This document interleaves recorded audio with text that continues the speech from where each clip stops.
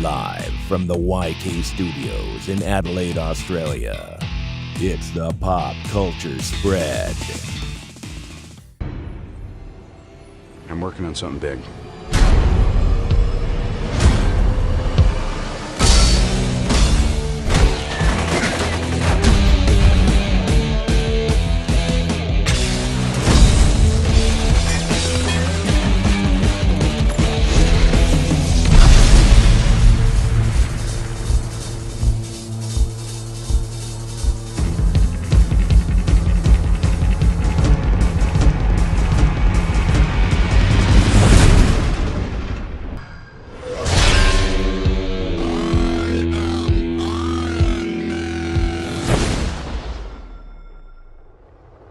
Hello everyone and welcome to the Pop Culture Spread once again. My name is Jason and this is Rick. Hi guys, how are we? We're here tonight obviously at the YK Studios to start our Marvel retrospective. This series is designed to do a chat about every Marvel film in the cinematic universe. And tonight we start off with the first entry, Iron Man, 2008.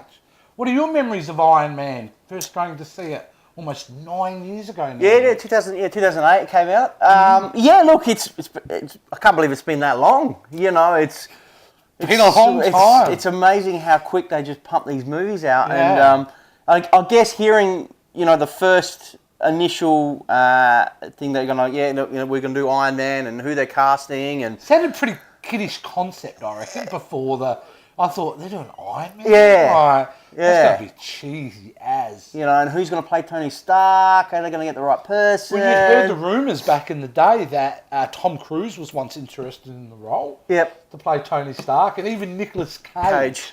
You imagine the Nicolas Cage version of Iron Man? I can't see that happening. Yeah, and I'm glad they went in the direction. You know, John Favreau who directed it. Yeah. I did hear that Quentin Tarantino was looking at. Maybe. He was, which was, imagine a Tarantino. Yeah, I mean, that would be awesome, It would have been awesome, but they probably just would have sat in a room for the whole time. Yeah. So I couldn't see Quentin. He's an absolute genius. I think he's fantastic, but I just don't think it's his type of movie that he would want to get into. John Favreau was such an interesting choice, wasn't it? I mean, really, all he had done previous to doing Iron Man was Elf. I mean, he directed Maid, and I think very bad things. Swingers, he was in. No, he didn't. No, he was in Swingers, but he wasn't. Yeah, he directed. He directed Maid, which was kind of independent hit for him, and then 2003 he hit it real big with Elf.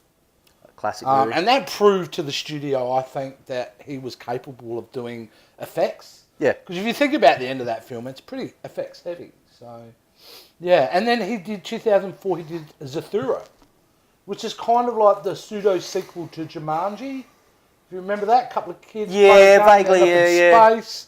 Extremely effects heavy once again. So, yeah, Marvel, when they had the opportunity to start doing their own movies, picking up with Jon Favreau. And for those guys who don't know who Jon Favreau, he actually played Happy in Happy Iron Hogan. Man. That's Happy correct. Hogan. So he's the butler / everything. Tony's assistant, I guess. Chauffeur, friend, but everything. So, yeah. But anyway, let's get into it. So, Iron Man. So, in brief synopsis, now, you know, just before we started the show, I showed a bit of a trailer, a bit of the teaser trailer. But, you know, basically, after being held captive in an Afghan cave, billionaire engineer Tony Stark creates a unique weaponized suit of armor to fight evil. That kind of sums it up. And obviously, the cast contained Robert Downey Jr. as Tony Stark, Terrence Howard as Lieutenant Rhodey. Rhodey, yeah. Absolutely. Not for long, but just for one film. Yeah. Just for one. Just for one. Jeff Thank Bridges, God for that. Obadiah Stane. He's playing the big bad villain in this one. Jeff. Gwyneth Paltrow's Pepper Potts.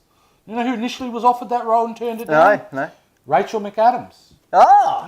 Ended up obviously turning that one down and thought, hang on a minute, these films are popular. And a few years later in Doctor Strange.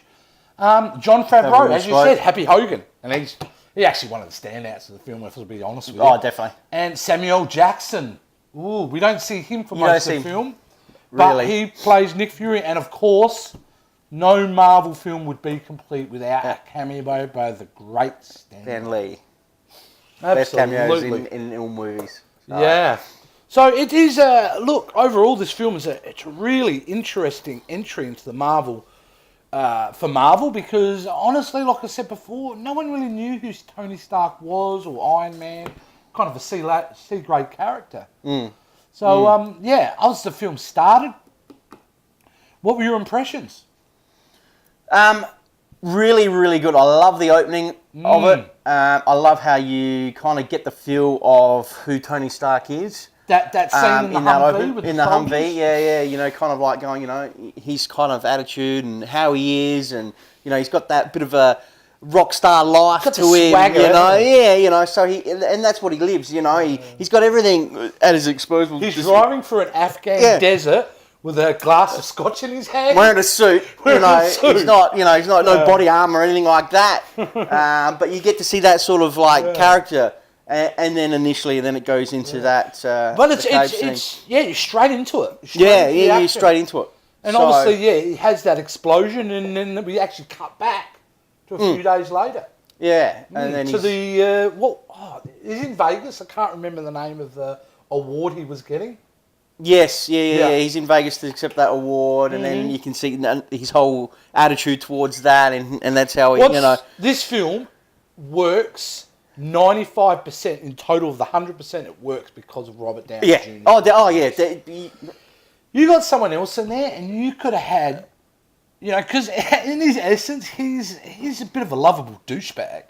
I mean, unless you get that tone perfect, that character could have come off completely wrong. Because he's a bit of a dick for most of it. He is. He's a womanizer. He's arrogant. He's everything. But he's got a little bit of a glint behind the eye, and he's got a drink in his hand, and everyone goes with him. You know, especially in the beginning. But Robert Downey Jr. nailed that performance, and like you said, I couldn't see Tom Cruise or Nicolas Cage doing it. No offense, they're great actors, but he nailed it. Yeah, absolutely. And I guess the whole in going with that, I guess the favourite part for me in that whole movie for me was the actual scenes in the cave. You actually get to see another side of Tony, how he switches, and I think they really did that really well. You know, you see that, you know, going from a guy who's arrogant and he has everything going and all that, and now he's in another situation where that realisation that his weapons were actually being killing everyone. That's right. The terrorists were actually using them against the US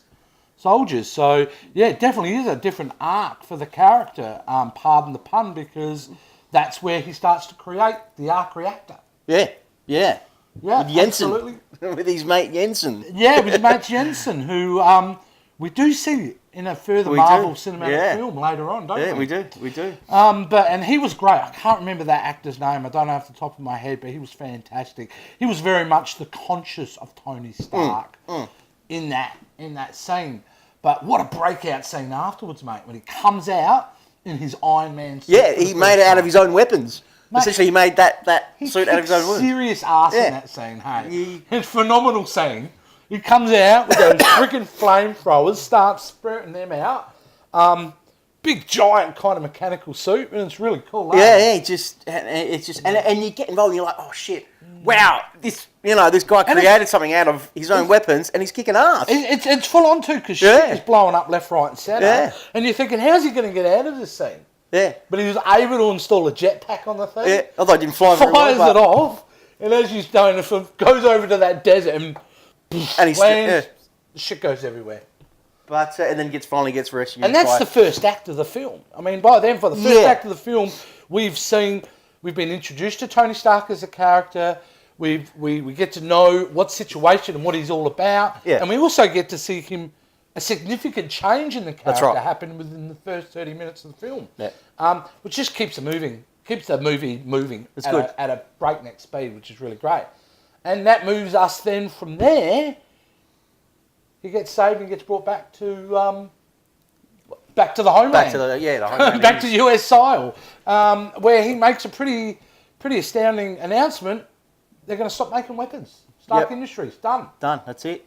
No more. After eating the cheeseburger, he made his announcement. Yep. And so he's seeing what direction he wanted to go in, and the company, and no longer making weapons, and how that's going to affect ethics. Yeah, I mean, his father's been doing it for years, making weapons for the army, and and then game changer. And then obviously, as the film goes along, we start to discover that his right-hand man, his father's right-hand man in Obadiah Stane, has actually been selling weapons to the terrorists as well. So he's been double dipping. Yeah, that was a bit of a surprise. I must admit that wasn't something that was telegraphed when I was watching it. I was a bit surprised, if I remember the first time I saw it. But Jeff Bridges, the dude. You can't. The dude. Look, I've seen some films that he's pretty damn awful in. R.I.P.D. anyone. But he's still phenomenal, hey? Yeah. And he's really good as Obadiah Stane. He is, yeah. As a character, you know, and he's got that really great line that I always kind of fub a bit, but it's just like when he's screaming at that scientist when he goes, "Oh, we can't make the arc reactor any smaller." Oh, he's talking about how Tony made it in the... He made it in the game! Yeah. Like, holy shit. Yeah. You know, he's going for it. But no, that's really good. Gwyneth Paltrow. Probably haven't spoken about her too much. I'm not a fan, I'll be honest with you. I generally don't like her in films. But she's very serviceable as Pepper Potts, I think. Yeah, I do. I mean... She makes a good foil for Robert Downey. Yeah, You know? yeah, they got the chemistry there. I'll just going, but we'll talk about it in another. But I really loved her in Iron Man 3. I thought she was great performance in there. But in this one, I just thought she was a little bit... You know, it wasn't outstanding. She wasn't, you know, but... Actually, early on in the film, if we're still talking about early on in the film, the scene where that reporter wakes up in the morning. Oh, yeah, and then she's taking out the garbage. Back and forth with that bit of very a cool. catty fight. That was pretty cool. Yeah. But overall, she was great. But we've got to talk about Terrence Howard. Yeah. Terrence Howard. Now, what a story there. I mean, at the time, he'd come off of Hustle and Flow and big business. Everybody wanted to work with him. You know, he got paid almost, the rumour is, 6 times more than Robert Downey Jr. for Iron Man. So the rumour is Robert Downey actually only got $500,000 for the film. Wow. And Terrence Howard, and apparently when it went to the sequel, he asked for even more. Yeah, see, Hence why Don Don Cheadle, come on down. So, yeah, that's basically how that kind of happened. That just comes down to arrogance, all right? I've got to say, he's a good actor. He's a really good actor, Rick, but I didn't feel the camaraderie between him. No. You felt it with him and Happy Hogan. You do. You feel this depth of a relationship there that just didn't feel like it was there with Rhodey. It almost felt a very clinical business relationship more than a friendship. Which they've got. Yeah. So obviously now Obadiah Stane, as we start to rocket through the movie, it's discovered that he's double sealing weapons. Goes to Stark's house. Freezes him with that thing. The little takes his arc reactor. Yep. So he can go and build a suit. So that's what he's trying to do. He's trying to build suits so he could then sell them to the terrorists. But it's nothing like Tony's suit. And it's useless without that arc reactor. So obviously they steal the arc reactor, put it in the suit. Now Obadiah Stane's agenda is to kill Pepper Potts because of her knowledge. That's right. So basically Tony is able to get out of the situation. He grabs his old reactor. Yeah, Pepper gave it to him as a birthday present. He obviously, with low power, goes and meets Obadiah Stane, I believe, at the warehouse, the factory, the whatever you want to call it. His home thing, yeah. Wasn't it? But it ends up being a massive fight on a highway.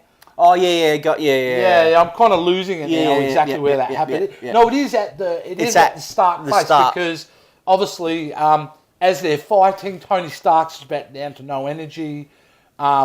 Is it Pepper that blows up the arc reactor? Yeah, she's up the top. She blows up the bottom. He's up the top. Obadiah falls down. Blows up. And Tony Stark, basically that's it. He decides to go into a press conference. Press conference, that's right. Or breast conference. The Human Torch is applying for a bank loan. So I can do that practice. No, so Tony Stark has a press conference to explain that he's not Iron Man at all. He's not the superhero type.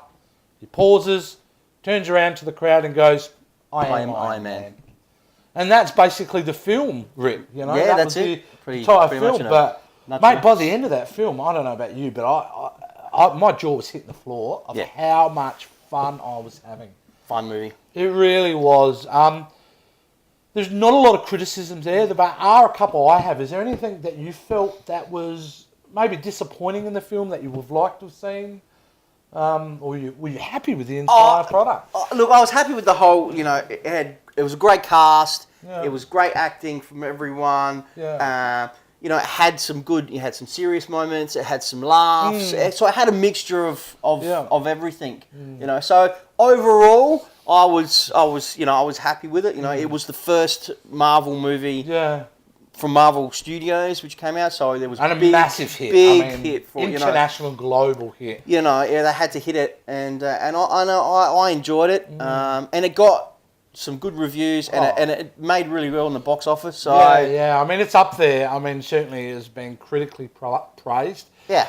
The only negative I have is, and it's, you know, I don't want to be that nitpicking guy because Marvel films are generally films about their heroes, and that's what makes Marvel film. But to me, it did kind of start the tradition of the average villain, which has been probably the only negative I can say about Marvel films is their villains don't sometimes live up to their heroes, and but I think that's by design. I think Marvel is really about highlighting their characters, and I mean, obviously as we go along in this retrospective series, we will uncover some really fantastic villains. But yeah, overall, this film is a solid 8.5 out of 10 for me. I mean, it's great. It's in my top 10 of favourite superhero films of all time, which in essence may sound, in the top 10? But mate, you've got to think about how many superhero films have been out in the last 20 odd years. That really puts it up there, for sure. So if you were to give it a rating, Rick? For me, I'd give it 7.5. Definitely 7.5 out of 10. Wow, there you go. Excellent. So you know, like I said, it had a mixture of everything, and it's a good, you know, Iron Man's to me as a role model for kids. You know what I mean? So you can take your kids, and it's really cool. Like when you're in the cinemas, you get to see the kids. They love coming in there. They might be dressed up, or they might be, you know. So and they get a good feel of it, and that's what Marvel bring to the table for absolutely. It, for sure. They do make their films accessible for everyone. For everyone. Yeah, absolutely. And Robert Downey, I mean, I could sing his praises all night long. I mean, he is Tony Stark. I mean, God forbid, you know, they try to recast him in the near future. I think once Robert Downey is done, they've got to take a break from Iron Man for a while, because how do you replace someone like that? You just can't. You can't. You know? He's, you know, he is. You know, Tony Stark. He will always be remembered as Tony Stark. Proves to all his other movies that he's done. Yeah. You know, Sherlock Holmes, he's not going to be known for Holmes. He's going to be known for Iron Man. Yeah, absolutely. You know, well, we also know he took a shot of trying to do another film beside a superhero film in The Judge, and I believe that was 2014, The Judge. And that flopped big time. Yep. So really, Robert Downey now is probably not typecast, but he is known for being, you know, Iron Man. So overall, that's it, guys. We've done our first, review, discussion, whatever you call it, for Iron Man. All right, coming up to the next episode, we move on to 2008, only 2 months later, release of The Incredible Hulk. All right, and if you can see by this man here, he's pretty damn excited about it. So I'm but we will get that. We'll get into that in the next video for sure. So until next time, guys. Have fun.